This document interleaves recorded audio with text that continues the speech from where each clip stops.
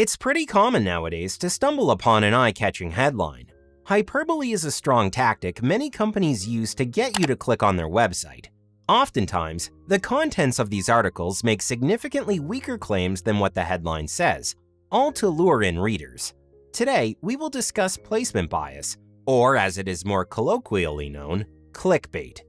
So why are companies incentivized to use clickbait?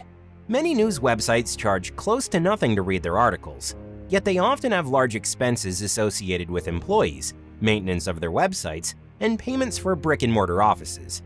This is where investors and advertisers come in. Investors and advertisers have a common goal. They want a return on their investment. This can mean either an increase in the share value of a news company or an increase in sales as a result of ads. In order for a news company to attract either, they need to make sure people click on their articles. This is where we loop back to clickbait. The cycle goes as such.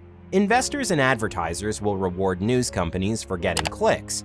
News companies can get more consistent clicks by using clickbait in their titles. When clickbait is done properly, a news organization can go viral with a story, thus incentivizing more advertisers to do business with them so they can increase revenues and get paid. What about the consumer side of this relationship? Many people want to know what's going on at any given point in time. The problem is that most people only have so much time to look into things. The overwhelming majority of Americans get most of their news from social media. This can cause situations where the news headline is the only part of the article that gets read.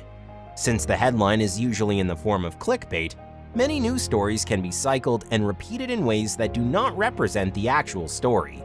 For example, let's take this story from CBSNews.com in September of 2022. The headline in question reads as follows: Ginny Thomas urged Wisconsin lawmakers to overturn 2020 election, emails show. If you were to briefly glance at social media and see this headline, you might be inclined to believe that Virginia Thomas made a meeting with elected officials in Wisconsin in an effort to explicitly overturn the election.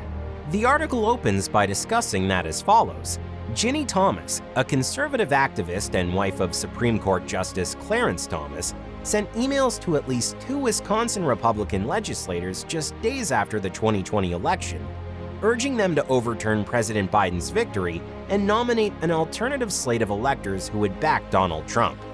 This opening summary aims to implicate Justice Clarence Thomas and his wife through these emails that were sent. CBS uses the following Washington Post's analysis to tie the emails into a 2020 election overturn effort.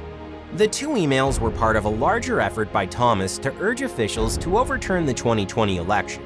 Lawmakers in Arizona also received emails from Thomas asking them to overturn the results, according to the Washington Post. Although it is likely that 2020 election denial heavily influenced Thomas to send these emails, after reading these emails, there is no clear connection that Clarence Thomas nor his wife said to overturn the election results. The emails talk about fighting against fraud and ensuring elections are free, fair, and honest. There is no indication that anyone suggested for the results to be overturned, but only for the vote counts to be audited properly with a clean certification. It is unlikely that these emails had much of an impact, as the article does not indicate any clear actions taken as a result of it. A good rule of thumb when reading news articles is to read past the headline. If you read the entire article, you will be more informed than the overwhelming majority of people who only read the headline.